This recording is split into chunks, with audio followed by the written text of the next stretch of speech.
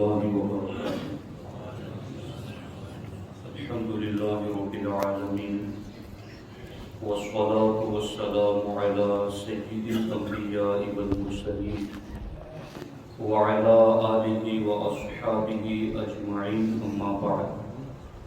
أعوذ بالله من الشيطان الرجيم. بسم الله الرحمن الرحيم. إن أكرمكم عند الله أتقاكم إن الله عليم خبير. صدق الله العلي العظيم وصدق رسوله النبي الكريم. بآواز بلند پڑھے الصلاة والسلام عليك يا رسول الله. الصلاة والسلام عليك يا حبيب الله. الصلاة والسلام عليك يا نبي الله وعلى آلك وأصحابك يا نور الله. صلى الله تعالى عليك وسلم. أصدق الصادقين سيد المتقين چشم و گوش وزارت لاکھوں سلام، یعنی اس افضل الخلق بعد الرسل ثانی اثنین ہجرت پہ لاکھوں سلام. مرتبہ حضرت صدیق کا ہے یہ سید، وہ ہر فضیلت کے ہیں جامع نبوت کے سوا. دوستان محترم، عقیدہ افضلیت کے حوالے سے چند ضروری اور اہم وضاحتیں آپ کی خدمت میں پیش کرنا چاہتا ہوں. امید کرتا ہوں کہ آپ توجہ کے ساتھ سماعت کریں گے. دوستان محترم، ایک ہے کسی بات کا باب الفضائل سے ہونا، اور ایک ہے کسی بات کا باب العقائد سے ہونا. باب الفضائل سے ہونے کا مطلب یہ ہے کہ بندہ زیادہ فضیلتیں اور برکتیں حاصل کرنے کے لیے وہ عمل کرتا ہے، جیسے نماز تہجد ہے، نماز اشراق ہے، نماز چاشت ہے، نماز حاجت ہے، نماز اوابین ہے، کہ یہ ساری نفل عبادتیں ہیں. یہ باب الفضائل سے تعلق رکھتی ہیں. اگر ان میں سے بندہ کسی کو بھی جان بوجھ کر بھی چھوڑ دیتا ہے تو وہ گنہگار نہیں ہے. لیکن باب العقائد سے جب کوئی بات ہوتی ہے تو باب العقائد سے کون سی بات ہوتی ہے؟ وہ بات جو ثابتات، محکمات اور قطعیات سے ہو، یعنی جس کی دلیل بالکل قطعی یقینی ہو، جس میں کوئی احتمال نہ ہو، تو وہ ضروریات دین اور ضروریات اہل سنت ہیں. اور ضروریات دین اور ضروریات اہل سنت، اس کا تعلق باب العقائد سے ہے. اور باب العقائد سے اگر کوئی چیز ہے تو اس میں آپ کو اختیار نہیں کہ آپ کریں نہ کریں، آپ کو چھٹی مل جائے. جیسے باب الفضائل میں ہمیں اختیار ہے کہ تہجد کی نماز، اشراق، چاشت، اوابین اگر نہیں بھی پڑھتے جان بوجھ کر بھی تو گناہگار نہیں ہیں. لیکن باب العقائد میں جو بات ضروریات دین سے ہوں یا جو بات ضروریات مذہب اہل سنت سے ہوں، اگر ان میں سے کسی ایک بات کا بھی کوئی بندہ انکار کرتا ہے تو یا تو وہ کفر پہ جا کے ٹھہرتا ہے، یا گمراہیت پہ جا کے ٹھہرتا ہے، یا وہ مذہب اہل سنت سے خارج ہو جاتا ہے. تو یہ دو چیزوں کا فرق سمجھنا بنیادی اعتبار سے ضروری ہے کہ باب الفضائل سے تعلق رکھنے والی چیزیں کیا ہیں اور باب العقائد سے تعلق رکھنے والی چیزیں کیا ہیں. لوگ گڈ مڈ وہاں کر دیتے ہیں کہ سیدنا ابو بکر الصدیق رضی اللہ تعالی عنہ نبیوں رسولوں کے بعد اگلی امتوں میں اور اس امت میں سب سے افضل ترین ذات ہے۔ ابو بکر صدیق رضی اللہ تعالی عنہ کو امت میں سب سے افضل ماننا، اگر یہ باب الفضائل سے ہوتا تو کوئی مانے نہ مانے کچھ فرق نہ پڑتا، کوئی برتے نہ برتے کچھ فرق نہ پڑتا، مگر صدیق اکبر رضی اللہ تعالی عنہ کا پوری امت میں سب سے افضل ہونا یہ باب الفضائل سے نہیں، یہ باب العقائد سے ہے۔ اور یہ بات میں اپنے آپ سے نہیں کہہ رہا ہوں، بلکہ اس سلسلے میں امام اہل سنت امام محمد رضا خان محدث بریلوی علیہ الرحمہ جلد نمبر 5 فتاوی رضویہ شریف کی صفحہ نمبر 580 پر لکھتے ہیں کہ مسئلہ افضلیت ہرگز باب فضائل سے نہیں جس میں ضعاف یعنی ضعیف حدیثیں سنی جائیں، بلکہ مواقف اور شرح مواقف میں تو تصریح کے باب عقائد سے ہیں۔ صدیق اکبر رضی اللہ تعالی عنہ کا پوری امت میں افضل ہونا یہ باب العقائد سے ہیں۔ اب کچھ لوگوں نے اپنی طبیعتیں یوں بنا رکھی ہیں کہ ہمارا جی نہیں مانتا، ہمارا دل نہیں مانتا، تو یہاں جی ماننے اور دل ماننے کی بات نہیں ہے، نہیں مانیں گے تو سنی نہیں رہیں گے۔ سنی بن کے رہنا ہے تو پوری امت میں سب سے افضل ابو بکر صدیق کو ماننا ہے، بس۔ چونکہ یہ اس ٹاپک پہ بات کرنے کی ہمیں ضرورت کیوں پڑ رہی ہے؟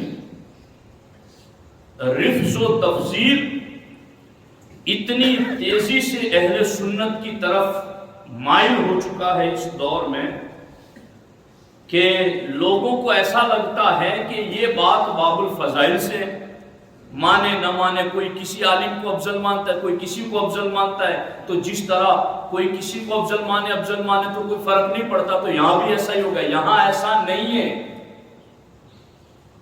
میں اس پر ایک دوسرا حوالہ فتاوی افریقہ سے امام اہل سنت کا پیش کرنا چاہتا ہوں۔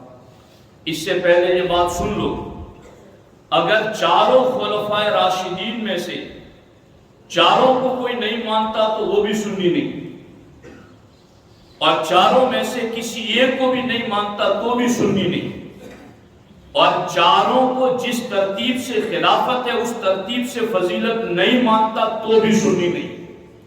سنی وہی ہے جو چاروں کو مانے، سنی وہی ہے جو چاروں کو اسی ترتیب سے فضیلت والا مانے جس ترتیب سے ان کی خلافت ہے۔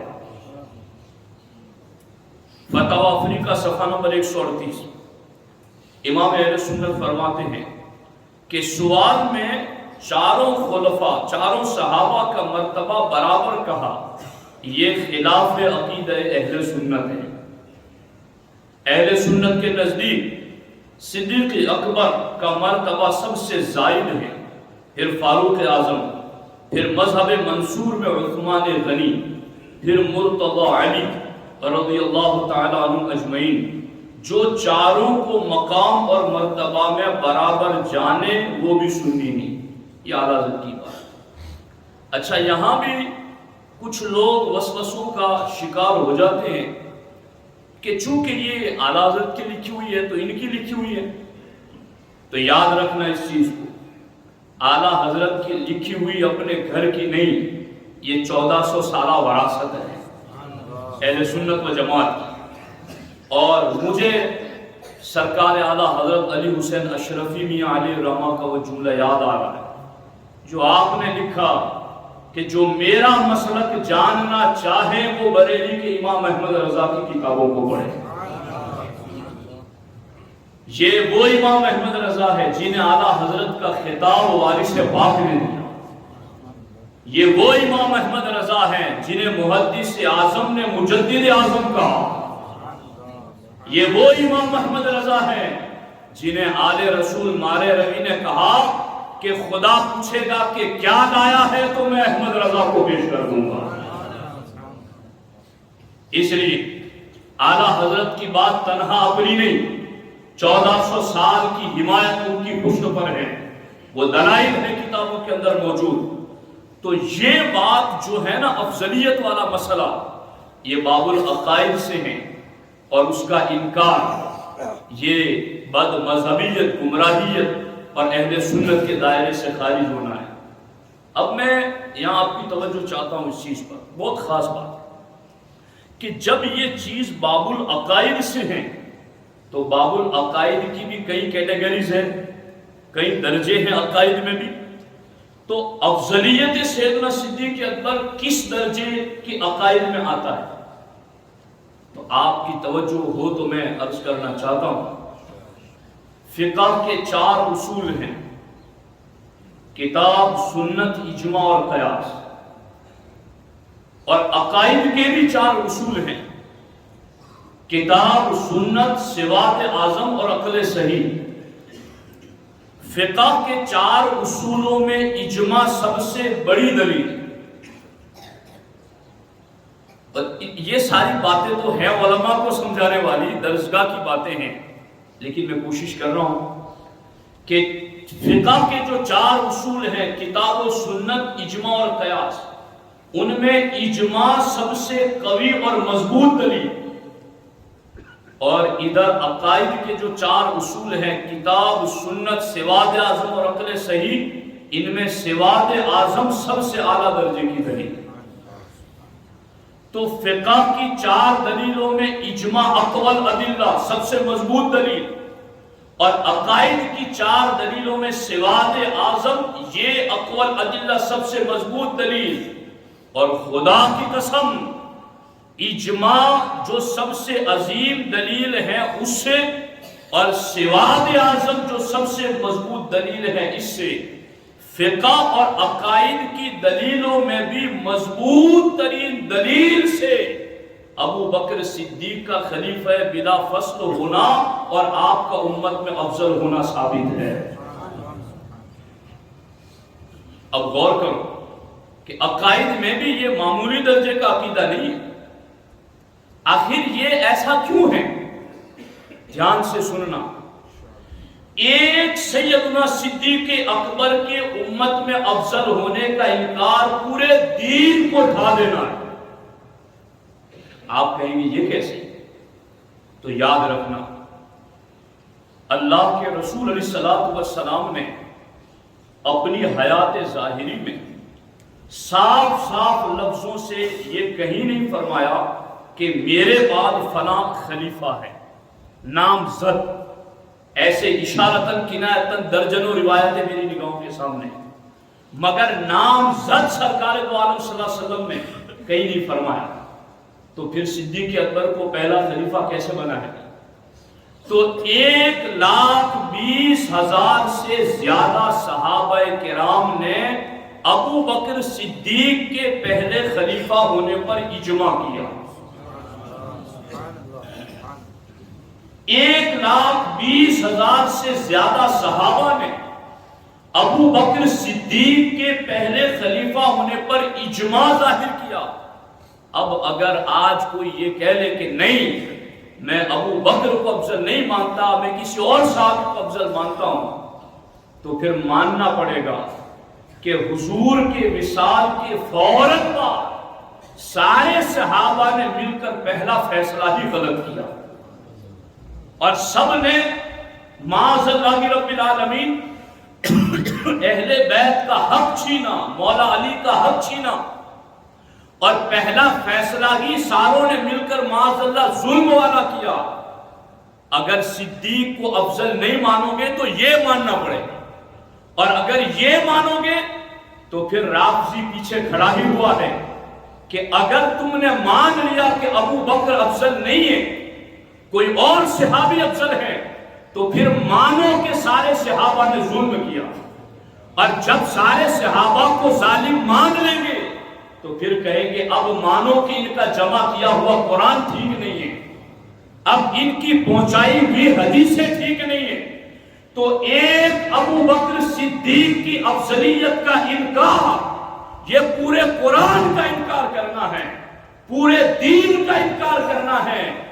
اس لیے سارے صحابہ کا اجماع یاد رکھنا. اجماع فقہ کی 4 دلیلوں میں اقوال ادلہ سب سے مضبوط دلیل. اور اجماع کی جتنی قسمیں ہیں، اجماع کی ساری قسموں میں صحابہ کا اجماع کی قسموں میں بھی سب سے افضل. اجماع قرآن، سنت، قیاس اور اجماع میں اجماع تو سب سے اعلیٰ درجے کی دلیل. مگر اجماع کی بھی جتنی قسمیں ہیں ان قسموں میں بھی صحابہ کا اجماع سب سے اعلیٰ درجے کا اجماع. اور سن لو فقہ حنفی کا اصول، صحابہ جس چیز پر متفق ہو جائے اس چیز کا انکار بھی کفر ہے. اس چیز کا انکار کفر ہے. اسی لیے فقہ کی ساری کتابوں میں لکھا ہے، بار شریعت میں بھی اس کا اردو میں ترجمہ موجود ہے، کہ آج بھی اگر کوئی ابو بکر صدیق کے پہلے خلیفہ ہونے کا انکار کرتا ہے تو فقہا کے نزدیک کافر ہے، وہ دائرہ اہل سنت سے خارج ہے. تو بات سمجھ آ رہی ہے کہ یہ مسئلہ کتنا اہم ہے. اب نعت خوان لوگ، میں سب کی بات نہیں کرتا، مگر پہلے ایک زمانہ تھا جب نعتوں کے باضابطہ گھنٹے 2 گھنٹے کے پروگرامات نہیں ہوتے، 1-2 نعت مقرر خصوصی سے پہلے پڑھی جاتی تھی، اور تب کتابیں بھی چھپی ہوتی تھی جس میں سے دیکھ کر عام طور پر 1 چند ہی نعتیں لوگ پڑھتے تھے. مگر اس سوشل میڈیا کے زمانے میں کہاں کوئی رافضی بیٹھ کے نعت پڑھتا ہے، ادھر نعت خواں بھی عالم نہیں، اسے بھی پتہ نہیں کہ عقیدے کی اہمیت کیا ہے اور اس میں کیا مسئلہ ہے، تو وہ بھی بس اپنی محبت یا محبت وصول کرنے کے لیے ان اشعار کو پڑھ جاتا ہے اور لوگ داد دیتے. میں جانتا ہوں اہل سنت کے اسٹیجوں پر ایسے اشعار پڑھے جا رہے ہیں، اہل سنت کے اسٹیجوں پر ایسی روایتیں پڑھی جا رہی ہیں. تو کیا بتانا ضروری نہیں ہے کہ یہ مسئلہ کتنا اہم ہے؟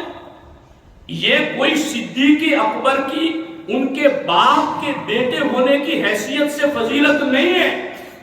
یہ فضیلت کا مدار ہے 1,20,000 صحابہ کے اجماع پر، کہ اگر ان کی افضلیت کا انکار کرو تو ادھر 1,20,000 سے زیادہ صحابہ عادل نہیں رہیں گے، وہ پرہیزگار نہیں رہیں گے.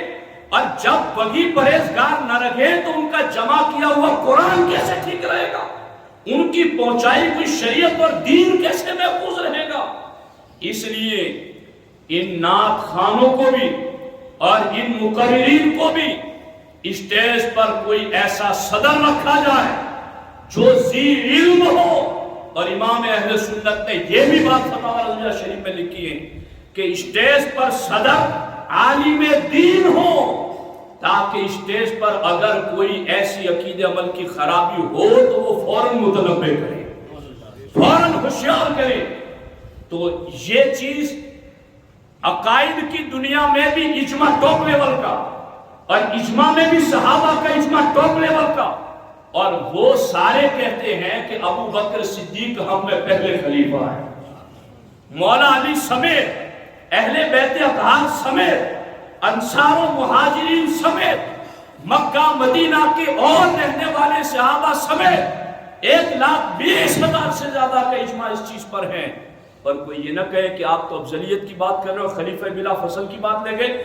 میں یہ کہتا ہوں، حضور صدر الشریعہ نے لکھا بار شریعت میں، اور اس پر بھی درجنوں دلیل اس وقت فی الحال میرے ذہن میں، کہ صدیق اکبر پہلے خلیفہ بنے اس لیے افضل نہیں ہوئے، بلکہ پہلے سے افضل تھے اس لیے پہلے خلیفہ منتخب کیے گئے. کیونکہ حضور کی حیات ظاہری میں تو آپ کو خلیفہ نہیں بنایا گیا چونکہ سرکار خود تھے، لیکن سرکار کی حیات ظاہری میں یہ باتیں سرکار کے سامنے ہوتی تھی کہ ہم میں سب سے افضل ابو بکر صدیق ہیں، فلا ينکر رسول اللہ صلی اللہ علیہ وسلم. اور سرکار اس پر منع نہیں فرماتے تھے، سرکار خوش ہوتے تھے. یہ مسئلہ اتنا اہم ہے. اب قوالیاں سنی جا رہی ہے، دمادم مست قلندر، اور اس طرح کی باتیں ہو رہی ہیں. اور میں بہت گنہگار شخص ہوں، اتنا بڑا عالم تو نہیں ہوں، مگر میں علماء کو متوجہ کر رہا ہوں اس چیز پر کہ اس چیز کو بولو. جب سر درد ہو رہا ہو تو ٹیبلٹ پیٹ کی مت دو، سر درد کی دو. جہاں جو بیماری پھیل رہی ہو تو پھر اس بیماری کا علاج کرو، اور اگر نہیں کر رہے ہو تو پھر میں تمہیں وعید سنا رہا ہوں سرکار کا فرمان سنا کر، اذا ظہرت الفتن او البدع ولم یظہر العالم علمہ فعلیہ لعنۃ اللہ والملائکہ. جب فتنے ظاہر ہو رہے ہو اور لوگ نئے نئے عقیدے بنا رہے ہو، ولم یظہر العالم علمہ، اور عالم اپنا علم ظاہر نہ کرے، جی لوگ میری محبت میں کمی آ جائے گی، میرے اسٹیٹس میں کمی آ جائے گی، لوگ مجھے کیا کہیں گے. اللہ کے رسول علیہ السلام فرماتے ہیں اگر ایسے وقت بھی عالم چپ کا روزہ باندھ کر کے بیٹھ گیا اور گونگا شیطان بنا رہا تو پھر اللہ کی بھی لعنت ہوگی اس پر، فرشتوں کی بھی لعنت ہوگی. اور میں اس پر دلیلیں دوں گا اگلے اجتماعات میں کہ اس مسئلہ افضلیت کو سارے صحابہ میں سب سے زیادہ تاکید کے ساتھ جنہوں نے بیان کیا وہ میرے مولا علی کی ذات ہے، وہ میرے مولا علی کی ذات ہے. مولا علی سے ہمارا رشتہ خون خاندان رسول اہل بیت اطہار کی وجہ سے بھی ہے، مگر ہمارا جب ہم پڑھتے ہیں نا تو ہمیں محبت اس حیثیت سے اور بھی زیادہ ہو جاتی ہے کہ خارجی اور رافضی فرقے ابو بکر عمر عثمان کے زمانے میں نہیں آئے، مولا علی کے زمانے میں آئے، مگر یہ تنہا تھے، مگر دونوں فرقوں کو اسلام میں گھسنے نہیں دیا آپ نے. مولا علی جب تقریر کرتے نا تو جیسے ہم لوگ خطبہ پڑھتے ہیں اللہ کی حمد اور حضور پر درود، اس کے فوراً بعد مولا علی کہتے تھے لوگوں اس امت میں سب سے افضل ابو بکر صدیق ہے. اولی دافع اہل رفض و خروج، چار میر رکن ملت پہ لاکھوں سلام، ماں ہی رفض و تفضیل و نسب و خروج، حامی دین و سنت پہ لاکھوں سلام. میں نے ابھی کل ہی ایک رسالہ اس پر ترتیب دیا اور علماء کی خدمت تک پہنچایا، اس میں سے صرف چند باتیں میں نے پڑھی ہے اور وقت ہو گیا، لیکن انشاءاللہ میں آئندہ کے جمعات میں بھی اس کو کنٹینیو کروں گا اور مکمل یہ بات آپ کی خدمت میں پیش کروں گا. اللہ تعالی ہمیں عقائد اہل سنت پر مضبوطی سے قائم رہنے کی توفیق دے. السلام علیکم ورحمۃ اللہ.